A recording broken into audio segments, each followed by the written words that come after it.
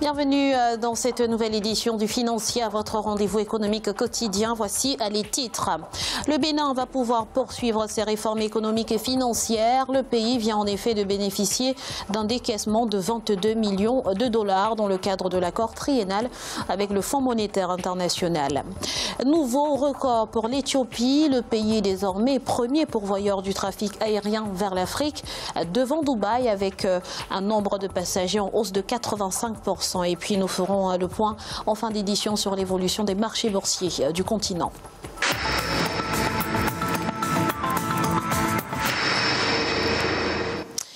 Le conseil d'administration du Fonds monétaire international a décidé de décaisser 22 millions de dollars en faveur du Bénin au terme de la 3e revue de l'accord triennal au titre de la facilité élargie de crédit. Accord approuvé le 7 avril 2017 pour soutenir le programme de réforme économique et financière.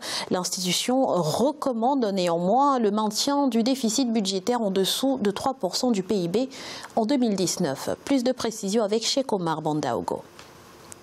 Au titre de la facilité élargie de crédit, le conseil d'administration du Fonds monétaire international, à l'issue de la 3e revue de son accord triennal, a accordé un nouveau décaissement de 22 millions de dollars en faveur du Bénin. Cela porte le total des décaissements au titre de l'accord à environ 88,1 millions de dollars depuis son approbation en avril 2017. Pour assurer la viabilité de la dette, il est essentiel de maintenir le déficit budgétaire en dessous de 3% du PIB en 2019 et au-delà.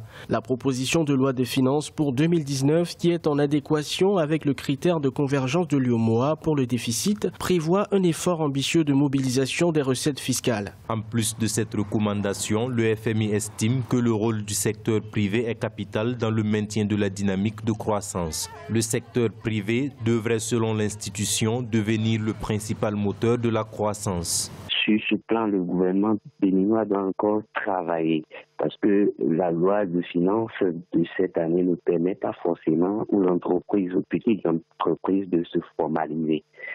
Le gouvernement doit mettre en place des mesures d'accompagnement, des mesures pour faciliter, pour simplifier la création d'entreprises, l'implantation des entreprises ou la formalisation des entreprises qui sont déjà dans le secteur informel. En rappel, l'accord triennal a pour objectif de soutenir le programme des réformes économiques et financières du pays et cherche principalement à relever le niveau de vie et à préserver la stabilité macroéconomique.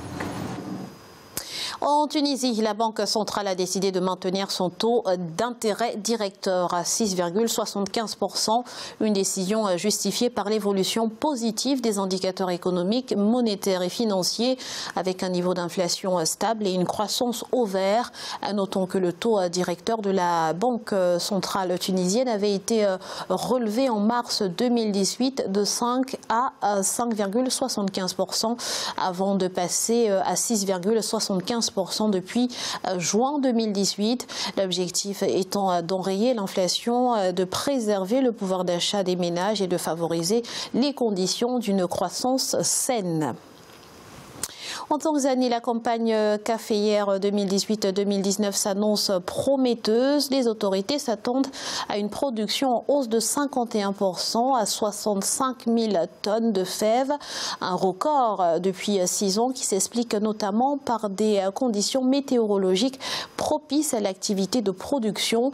Notons que le café compte pour environ 5% de la valeur totale des exportations tanzaniennes et génère près de 100 millions de dollars par an et fournit ensuite des revenus directs pour près de 400 000 petits exploitants.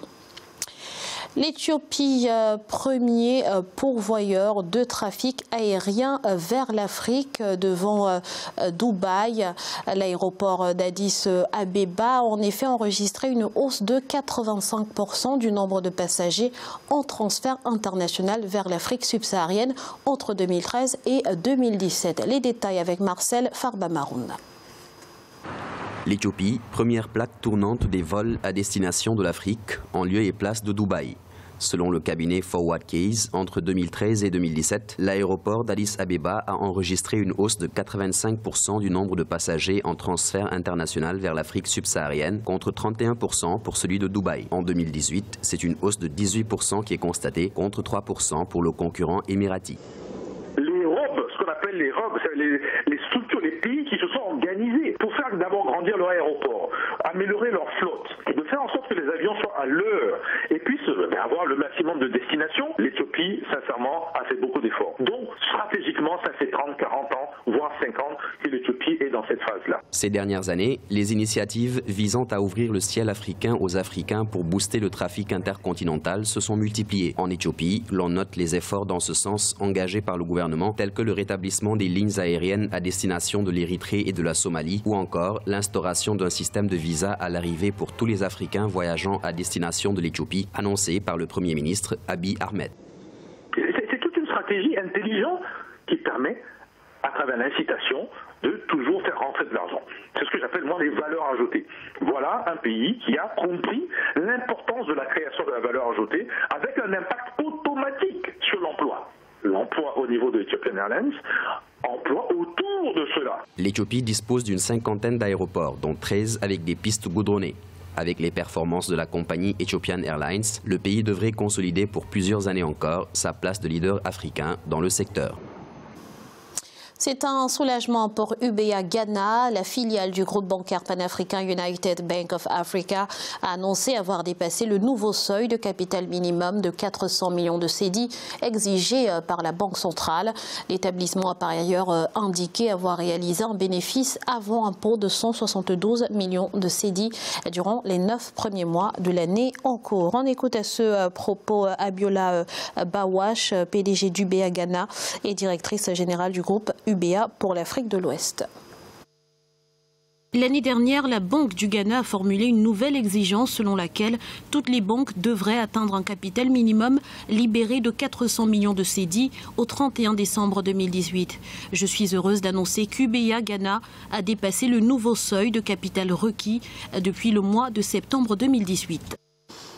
Il est à présent l'heure de faire un point sur l'évolution des marchés boursiers africains à la mi-journée. En Afrique australe et dans l'océan Indien, la bourse de Maurice a enregistré une baisse de 0,07%. L'indice sud-africain gagnait 1,49%. La bourse de Nairobi a enregistré une baisse de 1,15% et l'indice gaborone du Botswana restait stable. En Afrique de l'Ouest et centrale, la BRVM d'Abidjan a enregistré une hausse de 0,62%. L'indice nigérian perdait 0,25%.